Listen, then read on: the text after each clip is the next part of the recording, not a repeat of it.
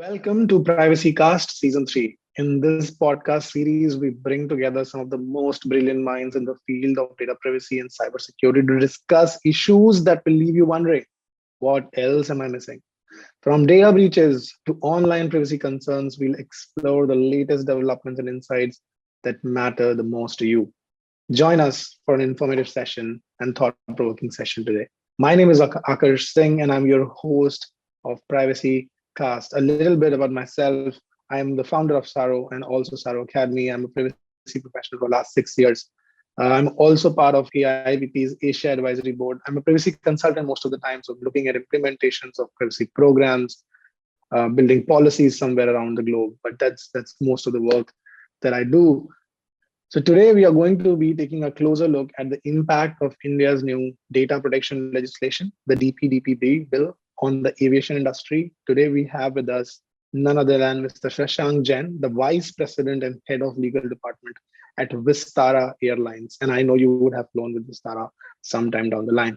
And Mr. Jain has 16 years of experience in the legal industry and 5 years of experience working at Vistara in the aviation industry. He has also been working, taking care of the compliance and privacy in GDPR, CCP, and various compliances in the globe in privacy because we fly everywhere. And that's why it makes a lot of sense to be here, talk to him, get his insights on what type of data an organization has, how the data flows inside an organization as the flights flow across the world. So I think aviation, who better than to tell us about privacy in aviation than Mr. Shashank Jain. So Mr. Shashank, over to you for a short introduction.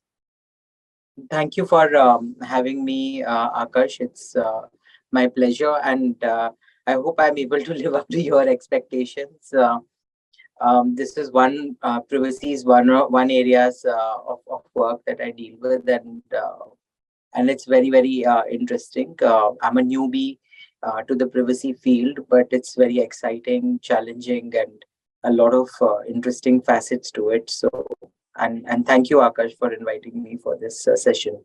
I'll try to answer the questions to the best of my abilities, and I just want to say that whatever I say are my personal views and not necessarily reflective of the views of the organization that I work for.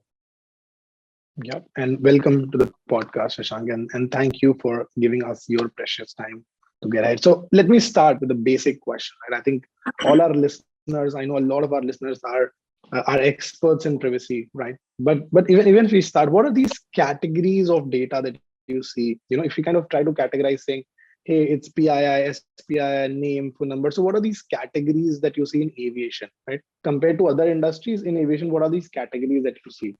So like any other industry, so if we start from absolute basic, for any company, any organization, there will be two sets of data. One would be the internal facing data and one would be the external facing data. Internal facing data, as we all know, is the HR and employee related data that the organization have. And then the external facing data is twofold, that like any other industry we also have, which is the customer data. And the other one is the data that we have, for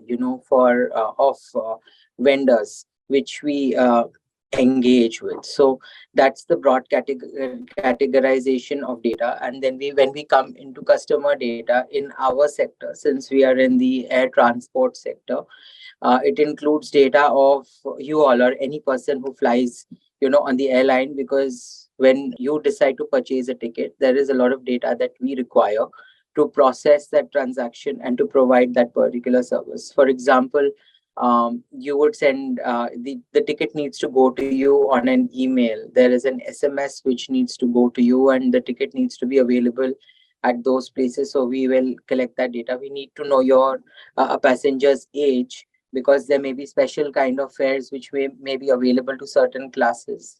Like if someone is a defense personnel, we would need to know that if you are a defense personnel, because that entitles you to a discount. Or if someone is a student, then we would need to know that person is a student, etc., and so on. And on the vendor side, we need to collect data from our vendors, because we need to make certain regulatory filings. And when we make those regulatory filings, as a part of those forms, we have to submit certain information. It could be things like nationality, names, age, all of those Yeah. kind of things. So I know the upcoming Indian bill, as we both have been reading it. So yeah, it doesn't specify SPII and PII, right? It's everything yeah, is, kind of comes under that one umbrella today. So everything is PII. So if you kind of just point out saying, so one thing that maybe nationality, name, phone number, age, I feel because children or not, I think that type of yeah. I sensitivity is think the also. interesting ones from an aviation perspective, PIIs that we would collect would be things like meal preferences and choices. Because, for example, if you there are special meals that are available on flights. Like, for example, there's a Jain meal that is available, or there is a Hindu meal that is available, or there's a kosher meal or a vegan meal that's available, or a diabetic meal that's available. So for example, so if you see the paradigm here, and if you think deeply about it, it's telling us multiple things. It's telling us people, one, about their religious affiliations, that are they Jain, are they Hindu, or are they Jewish by kosher, Yeah. Jain, or Hindu. So that we end up collecting without meaning to know your religious preference by the fact that of the kind of meal you chose. Secondly, we also end up collecting information about your physical health and what kind of diseases you suffer. So for example, if you choose a diabetic meal, we would know that you are a diabetic, and therefore we need to cater to you Yeah. accordingly. And Yeah, Shashank, I think it's one of the most intriguing examples, right, that you have taken that we're talking about even by a meal preference, right? It yeah, can, hit sensitivity in overall religious data, or looking at a sensitive PI, and even if it's not about India, I feel across the globe, when we yeah, are around the globe, it's be it Africa, absolutely. be it South Africa, US, wherever we are. I think it's great to see, and I hope to see similar sensitivity across the globe whenever we are flying. So moving on, so how do you think that the upcoming new DPDPB bill, right, will affect the travel industry, Shashank? I think it's going to affect the travel industry greatly, but it's not something that consumer will perhaps feel, because the idea would be that the experience that the consumers have is exactly the same and it is seamless. But at the same time, like any other industries, ROPAs, etc., will have to be devised by players, and we will have to be more mindful of these requirements. And since the requirements are ever changing, and in our kind of business, as you mentioned right at the beginning, which is a global business, we'll have to reassess and have a think about that, are we continuing to be compliant with the different laws in different countries, and are they working harmoniously or not. So I think that's going to be the real challenge from a customer Shashank, experience perspective. I think I think I also have a perspective to this. I feel like I work with both type of organizations, right? I work with organizations which are global, and I work with organizations which are local in India, right? So I Yeah, feel like travel industry, because it's travel industry. So the moment travel organization is a bit big, they anyways are global, right? Even if they are in India. But correct. I think the smaller players will definitely get a bit affected, saying, "Hey," because it will be totally new for them. But I also feel that I'm very cognizant with you that because somebody's in travel industry, so anyways he is complying or doing, taking care of GDPR, or let's say somebody from them is flying somewhere else. So I definitely, but I think IRCTC or something like an Indian or like thought process. I feel earlier also we had IT Act where Yeah, consent was mandatory, but I feel now the principles and the rights of the people have to be given as well as, I'll have to take it. But I'll move on to the next. So, what do you think is the primary compliance issue? Now, I'm talking an issue from an perspective of an organization. Like, if I'm an organization and if I'm thinking about, let's say, I have to comply to this, right? So, what do you think are these primary issues, that can come for an organization, Shashank, and how can we, kind of think about it already and be ready about it? Yeah. I think the primary organization issue, generally, and this is not just specific to our sector, but this is what is based on my conversations with other privacy professionals, is basically making is data minimization, because the business always wants to obtain and have as much data as possible, and that's contrary to the principles of privacy, as we know it. So Yeah. that's certainly a very, very big issue, and it becomes very difficult as a compliance professional to explain. And all of this comes at a cost to the business also. So treading the fine line over here is quite difficult, and it can be quite tricky. Also, to tell a salesperson that, look, you cannot just send email communications and mailers to anyone and everyone who's in your database, even if that person has opted out or never opted in, for receipt of those kind of emailers, is again a very, very big challenge, because they look at it as something which does not let them advertise them enough to get business and generate leads. And the reality is that all organizations, including ourselves, whichever organization is in a business, is a for profit organization. So if they have to, they will always want to prioritize profits over compliance.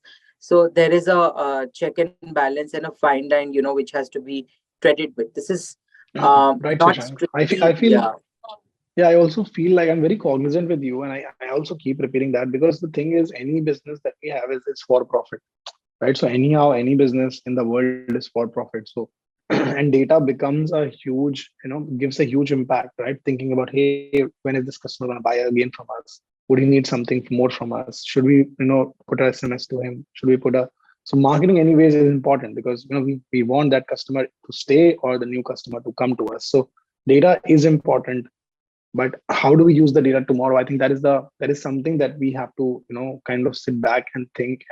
And also this is going to be different for different organizations, right? A thing like deemed consent, right? The concept of deemed consent that we have, a concept of explicit consent, in GDPR. So I think a lot of concepts, because what I feel, Shashank, is the law this time is very consent specific, right? It doesn't have like like earlier if you compare it to GDPR or some laws in the world. So what happens is you have a lot of legal basis to choose from, but this time the legal basis is that we see on the draft, but not a lot. So it's very consent based world. Though we have to see how when do we take deemed consent or a normal consent, but I feel like the world will change a lot, and we are going to get impacted around in terms of consent frameworks at least, right? Looking at all the organizations maintaining consent from day 1 to day 100. So what I also see here when I talk to people, right, the innovation, right, when since GDPR came in here in the region, right? So the innovation, it's for a small startup, right? Let's say somebody had to build a medical startup, right? Somebody had to build a medical startup. I was just reading a report also yesterday that the medical startups are moving out of Europe now because it's very difficult for them to fetch data on which they build their, AI, ML, or whatever they build, right? But the thing is, they're moving out of this because the regulation is so tough that they're not able to get data. And not being able to get data is becoming a huge problem for them, Shashank. So do you think that similar issues may pop up, once we have this regime, or do you think that we are not that strict, so it will be not that much? So, look, I think the answer to that is a yes or no, because it will completely depend. This law is more dependent on regulations. So it needs to be seen how those regulations look and what level of compliance we are looking at it. But if one were to look at it, the argument that you're trying to make is a barriers to entry argument. And certainly, there could be barriers to entry which are caused by this kind of regulation, because as rightly put, smaller organizations may not be able to comply with. Think of it in a travel industry perspective, like small travel agents that are out there. They may not be able to comply with these strict requirements, that this law has, and they could fall into trouble. Organizations like ourselves, bigger organizations, is fine. We have teams, we have people, we can invest money, and we can do all of these things. But smaller organizations, smaller businesses will certainly find it tough, to comply with. It will become an additional factor that they will need to consider before they can set up a shop even. So it's certainly going to create some kind of barriers for entry. But one, the government has to think about, and all of us have to think of it from a perspective of a trade-off, that what is more important for us. preserving personal data or ease of business. So Yeah, that's what we have to think about. I think that's a great perspective, in terms of ease of doing business, but also, Shashank, I feel like, even if ease of, there's also something called, that I feel is called, sanity checks, right? And personal data protection law, the more I look at it from an Indian perspective, again, I'm not comparing the GDPRs of the world or CCPA. What I feel is it's also like a sanity check, because, end of day, the customer giving data, getting in India, it was already abused, right? So there are so many people who keep calling you, yeah, keep emailing you. And again, I'm not talking about any specific organization. I'm just saying that as a Indian, as a customer, when you're there outside, I think some consent management, some right to the data would, even if, ease of business kind of becomes a bit tougher for people, at least will give customers a bit more, air to breathe. Because right now what happens is, even when I'm here in Netherlands, I have this Indian roaming on, and the 5 calls in a day I get who are just calling me for selling me credit cards, right? I'm not talking about aviation, I'm telling you about the banking industry. And I'm still getting those credit card calls, and I can tell you, right, how painful it is to get those calls. So at least some sanity check would have stopped these things. And I feel that my perspective to it, I think it's something is needed, right? I hope it doesn't should not need revenue of people, but definitely. So my last question to you, Shashank. So with so many regulations in artificial intelligence and machine learning, right? How do you think that in aviation, the innovation and technology that is coming because of this bill gonna get affected? Or is it not gonna get affected, Shashank? So what's your perspective? So I don't think it really adds anything additional to what's there out there under GDPR and other applicable laws, at least in our context. So it's the answer to this is going to be probably doing a impact assessment, deep data protection impact assessment that can be done. And we have to check our internal privacy policies and deletion policies and all of that they are kind of compliant with the requirements of the law. And this is not something which is really in addition to what GDPR stipulates. So I don't think this should be very difficult or complicated to implement. Yeah. And I also feel that, if the impact assessments are right, if the framework is right, if the consent was right, and we can still take a deemed consent in the future to kind of make sure that we use the data, we analyze the data, and we improve our services, because end of day, we all have to do that. And thank you, Shashank, for your amazing perspectives. And also want to thank everyone who's listening to the session, right? Thank you for joining us. And it's a pleasure to speak to you. What we're trying to achieve here is we're trying to give importance to the privacy and cybersecurity landscape in today's world. We have explored the latest trends, threats, solutions, highlighted for greater awareness, education, and action for the education aviation industry today. We'll meet you in the next episode of PrivacyCast. Until then, feel free to watch our previous seasons if you have some more time. This is Akash Singh, your host, and I'm signing off. Thank you, Akash, and thank you, Saro, and thank you everyone for listening to me very patiently. This was a new and a great experience for me, and thank you.